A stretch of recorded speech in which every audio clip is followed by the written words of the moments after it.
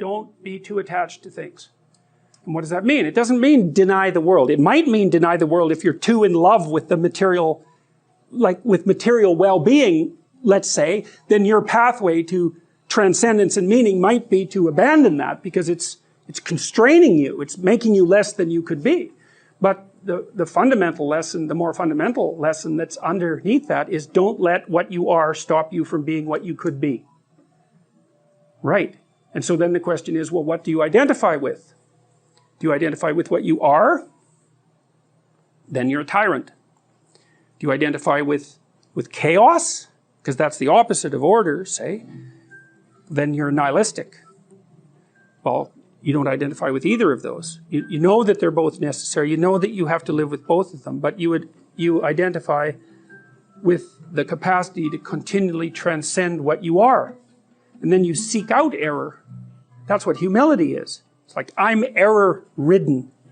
It's like, so I want to put myself in a situation where I can discover one of my errors, hopefully not in a way that's going to knock me completely out of the game, right? I want to seek out a challenge. I want to find out where my limits are. I want to find out where there's not enough of me yet. And I want to do that in a way that's engaging because, you know, you can wear yourself out fighting dragons, obviously. You can exhaust yourself completely, and that's not helpful. You know, one of the things I learned, for example, when I was coaching lawyers, these were people who had very high-end careers, and so they had an infinite workload, no matter how much they worked, flat out. There was always way more work that they should do. It's a very difficult thing to learn to manage. And so they were exhausting themselves, and I said, well, you know, you have to work less per day. It's like, well, no, that's not happening. I can't do that. And so what I learned over time was, okay, so this is what you have to do. Every 3 months you have to block off 4 days and go have a vacation. And you have to plan that in advance so it's in your calendar so that your secretary doesn't book your time. And then you need that because you have to recuperate enough so that you can work as hard as you're going to work. And of course they were nervous about that. And I said, well, look, we can calibrate this.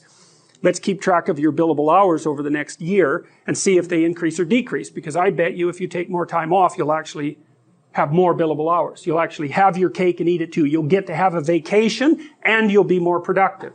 And that inevitably, that was what happened. And so that's a matter of calibrating the game properly, right? You want to play a game that you can play today, but also one that you can play next week and next month. We're not talking about, you know, your career this week. We're talking about you having a career that lasts 30 years, that doesn't kill you, that doesn't make you hate yourself or the job, that doesn't make you bitter, that doesn't wear you to a frazzle.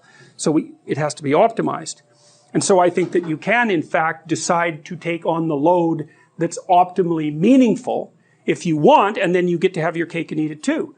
You're on the pathway to continual incremental improvement. You only have to burn off a feather at a time instead of having the whole bloody thing burst into flames. But it's a constant source of renewal. And there's an idea that to be renewed, you have to drink the water of life, right? That's an old mythological idea. And what's the water? The water of life, chaos is water. Water is chaos. Water is what washes away too much order.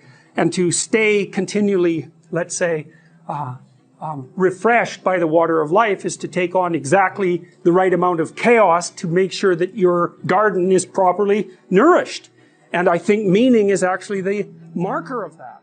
And Beauty and the Beast, I think, is the best Disney film, all things considered. It's very witty. I like the music. It doesn't moralize. Mm-hmm. It's got a great female hero. It is an investigation into ideal femininity, mm-hmm. and the redemptive power of femininity. And then one of the things that's so subtle about Beauty and the Beast is that you have Gaston, mm-hmm. and Gaston isn't a monster, mm-hmm. but he is, which is why Beauty doesn't like him. He's got everything. He's tall, and he sings that. I've got everything. Look at me. I'm tall. I'm handsome. I'm strong. I'm brave. He's all persona. Uh-huh. Like he's all surface. And he isn't the monster. Because the beast is the monster. Mm-hmm. But the beast is real. Mm-hmm. And Beauty can see that. And she turns away from the narcissistic persona and pursues the redeemable beast. Mm-hmm. Mm-hmm. And if you don't see that that's how human beings interact with each other, you're not looking. Mm-hmm. And women are... And the woman wants the redeemable beast because the redeemable beast has the virtues of the beast. If you want someone to protect you and your infants from beasts, you need someone with the virtue of the beast.